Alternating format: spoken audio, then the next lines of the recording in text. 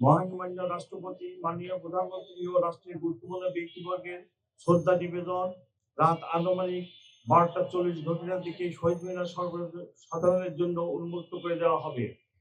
বাঙালির আবেগের মাস ফেব্রুয়ারি। প্রতি বছরের ন্যায় এবারও ভাষা শহীদদের স্মরণে যথাযোগ্য মর্যাদায় উদযাপিত হতে যাচ্ছে মহান শহীদ দিবস ও আন্তর্জাতিক মাতৃভাষা দিবস 2026। কেন্দ্রীয় শহীদ মিনারে মহান ভাষা শহীদদের প্রতি শ্রদ্ধা জ্ঞাপন করবেন মহামান্য রাষ্ট্রপতি, মাননীয় প্রধানমন্ত্রী ও রাষ্ট্রের গুরুত্বপূর্ণ ব্যক্তিবর্গ। এছাড়া শ্রদ্ধা নিবেদন করবেন বিদেশি কূটনীতিবৃন্দ। এরপরই কেন্দ্রীয় শহীদ মিনার সর্বসাধারণের শ্রদ্ধা নিবেদনের জন্য উন্মুক্ত করে দেওয়া হবে। প্রিয় সাংবাদিক বৃন্দ, মহান শহীদ দিবসে ভাষা শহীদদের প্রতি শ্রদ্ধা জানাতে কেন্দ্রীয় শহীদ মিনারে ব্যাপক লোক সমাগম হবে। এই উপলক্ষে ঢাকা মেট্রোপলিটন পুলিশ নিয়েছে কয়েক স্তরের নিরাপত্তা ব্যবস্থা।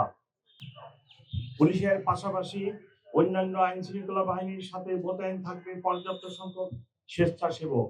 সর্বসাধারণের নিকট আমাদের বিনীত অনুরোধ, যথাযথ শৃঙ্খলা ও শহীদ মিনারের পবিত্রতা বজায় রেখে আপনারা মহান ভাষা শহীদদের প্রতি শ্রদ্ধা নিবেদন করবেন।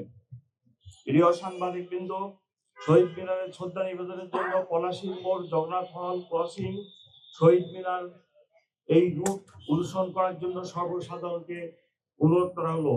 শহীদ মিনারে শ্রদ্ধা নিবেদনের জন্য পলাশীর মোড়, জগন্নাথ হল। কালার এক্সপার্ট, জর্জ স্যাপ এবং মাইল্ড অন হ্যান্ডস টেকনোলজি সমৃদ্ধ অরিক্স ক্রিস্টাল ওয়াশ আপনার লন্ড্রি এক্সপার্ট। ক্রসিং। শহীদ মিনার এই রুট অনুসরণের জন্য সর্বসাধারণকে অনুরোধ করা হলো। এর বাইরে অন্য কোনো রাস্তা দিয়ে শহীদ মিনারে প্রবেশ করা যাবে না। শৃঙ্খলা ও নিরাপত্তার স্বার্থে এটি সবাইকে মেনে চলতে হবে। শ্রদ্ধা নিবেদন শেষে শহীদ মিনার থেকে রোমানা ক্রসিং হয়ে দোয়েল চত্বর অথবা চাঙ্কাপুর হয়ে শহীদ মিনার ত্যাগ করা যাবে। মহামান্য রাষ্ট্রপতি, মাননীয় প্রধানমন্ত্রী ও রাষ্ট্রের গুরুত্বপূর্ণ ব্যক্তিবর্গের শ্রদ্ধা নিবেদন।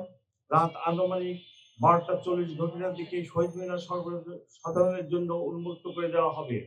ততক্ষণ সকলকে শৃঙ্খলার সাথে ধৈর্য ধারণ করার জন্য বিনীত অনুরোধ করা হলো।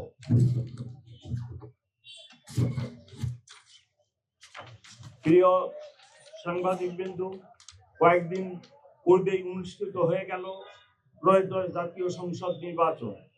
আপনারা দেখেছেন অত্যন্ত সুন্দর এবং সুশৃঙ্খল পরিবেশে জনগণ ভোট কেন্দ্রে এসে ভোটাধিকার প্রয়োগ করেছে। কোথাও কোনো নিরাপত্তা সংখ্যা ছিল না। অমর 21-এর অনুষ্ঠানেও কোনো নিরাপত্তা সংখ্যা নেই। তথাপি আমাদের নিয়মিত মোতায়েনের পাশাপাশি সোয়াট, dog squad, bomb disposal team, crime scene unit সার্বক্ষণিক প্রস্তুত থাকবে। এছাড়া গোয়েন্দা নজরদারি সহ সাইবার মনিটরিংও জোরদার করা হবে। প্রিয় সাংবাদিকবৃন্দ, আপনাদের মাধ্যমে সম্মানিত নগরবাসীর নিকট আমার অনুরোধ, শহীদ মিনারে কেউ কোনো ধরনের ধারালো বস্তু বা দাহ্য পদার্থ বা বিস্ফোরক দ্রব্য নিয়ে আসার চেষ্টা করবেন না। সবাই নির্দিষ্ট রুট অনুসরণ করে শহীদ মিনারে প্রবেশ করবেন এবং নির্দিষ্ট রুট অনুসরণ করে প্রস্থান করবেন। আপনার শ্রদ্ধা